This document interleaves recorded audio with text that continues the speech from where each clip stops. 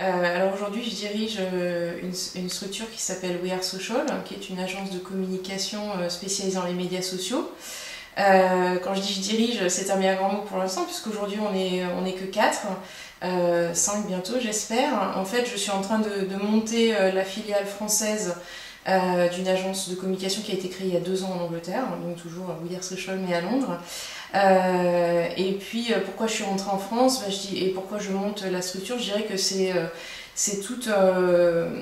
Finalement, c'est un peu par le hasard des choses, mais comme beaucoup de choses se font dans la vie, il se trouve que j'ai intégré la structure anglaise il y a 2 ans, alors qu'elle était en train de démarrer, on n'était que 3, et puis moi j'étais passionnée par mon métier, et il se trouve qu'en parallèle, je voulais quand même rentrer en France, parce qu'après avoir vécu 8 ans en Angleterre, j'avais besoin de rentrer en France. Je trouve que la qualité de vie en France est bien meilleure, et puis pour des raisons familiales et amicales.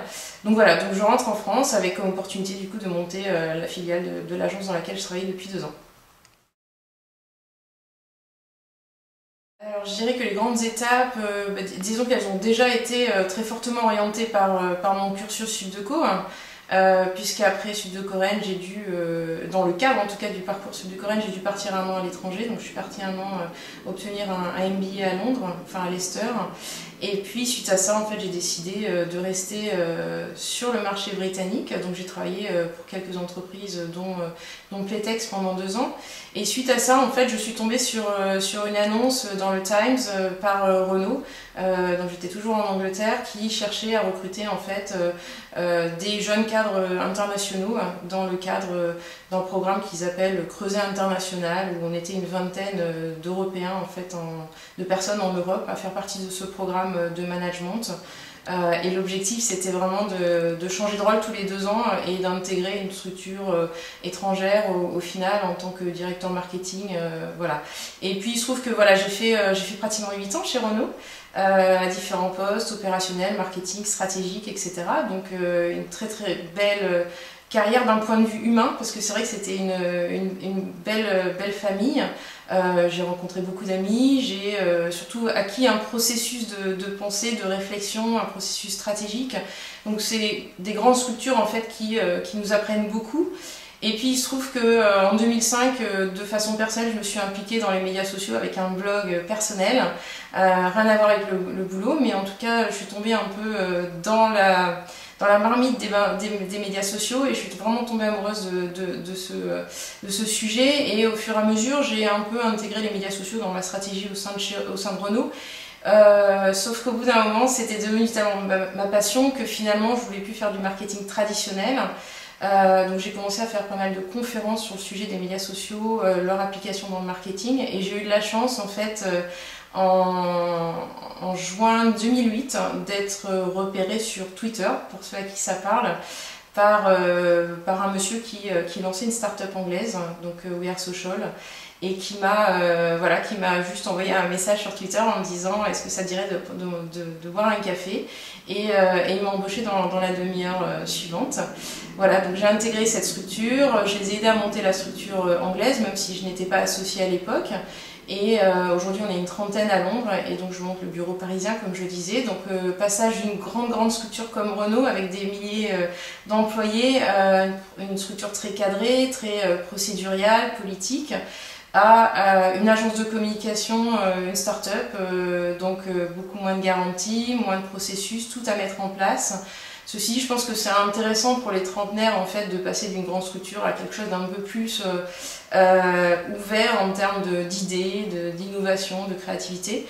Donc voilà, donc là je me retrouve maintenant à Paris par choix personnel à lancer la structure française avec finalement un rôle très riche, hein, puisque je suis à la fois là pour démarcher des nouveaux clients aujourd'hui, identifier des nouveaux employés, des nouveaux collaborateurs, mettre en place la structure, la partie financière, la partie RP, mais en tout cas un rôle très sympa, et quand même une grande liberté. Donc voilà, les grandes lignes de mon parcours.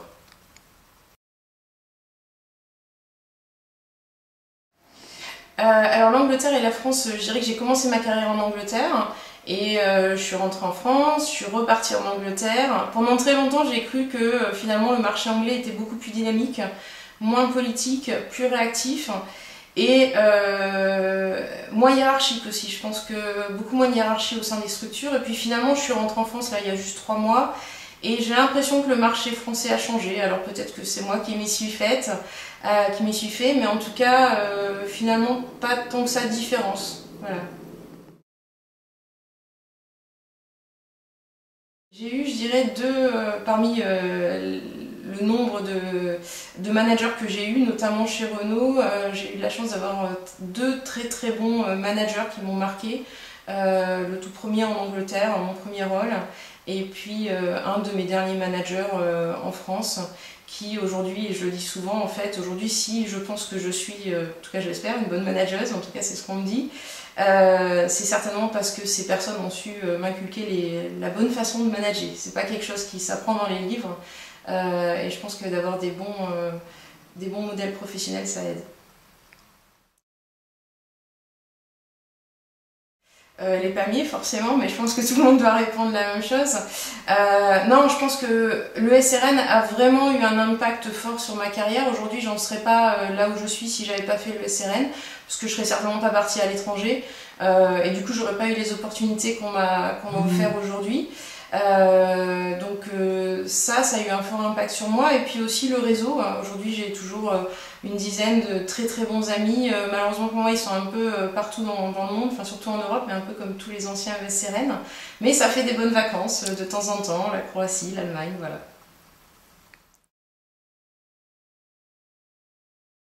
Alors le rôle d'ambassadrice à Londres, je dirais que pareil, ça s'est aussi fait par le hasard des choses. C'est vrai que je suis restée en assez bon contact avec l'école depuis une dizaine d'années. Et puis je pense qu'au bout d'un moment dans sa carrière professionnelle, on se rend compte qu'on rencontre toujours les mêmes gens, les gens qui ont fait les mêmes formations, qui travaillent dans le même métier. Alors j'ai de la chance que dans les médias sociaux, je rencontre vraiment des personnes différentes.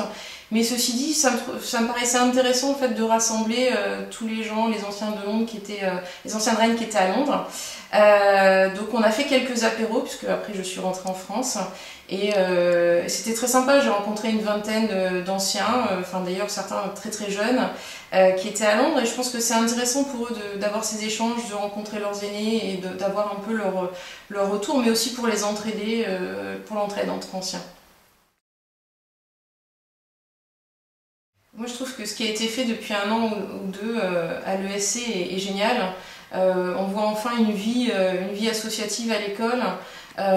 Et c'est vrai que ça fait plaisir de participer aux événements, il y a du monde qui vient. Je pense que ça fait plaisir aux anciens justement de se retrouver, même si certains ne se sont pas vus depuis quelques années. Moi j'ai eu l'occasion en 1 an, mais en m'impliquant un peu plus depuis 1 an, de rencontrer des gens d'ailleurs que j'avais jamais rencontrés, avec qui je m'entends vraiment très très bien. C'est intéressant d'un point de vue personnel, professionnel. Aujourd'hui malheureusement pour moi, c'est vrai que mon nouveau rôle professionnel m'accapare beaucoup de temps, trop de temps, donc j'aurais pas tant que ça le temps de m'impliquer beaucoup plus au niveau de la vie associative de l'école, mais c'est vrai que j'aimerais bien continuer à faire des choses par-ci par-là, ne serait-ce que l'organisation de soirées thématiques sur la communication, etc. Je vais faire mon maximum. Je pense que s'expatrier en Angleterre, c'est un excellent choix pour un démarrage de carrière. Je pense qu'il y a beaucoup plus d'opportunités sur un début de carrière en Angleterre, puisque justement le marché est quand même moins hiérarchique et on vous donne tout de suite des possibilités. En tant que conseil, je dirais essayez d'éviter de rester entre Français. Si vous êtes en Angleterre, c'est aussi pour vivre la culture anglaise.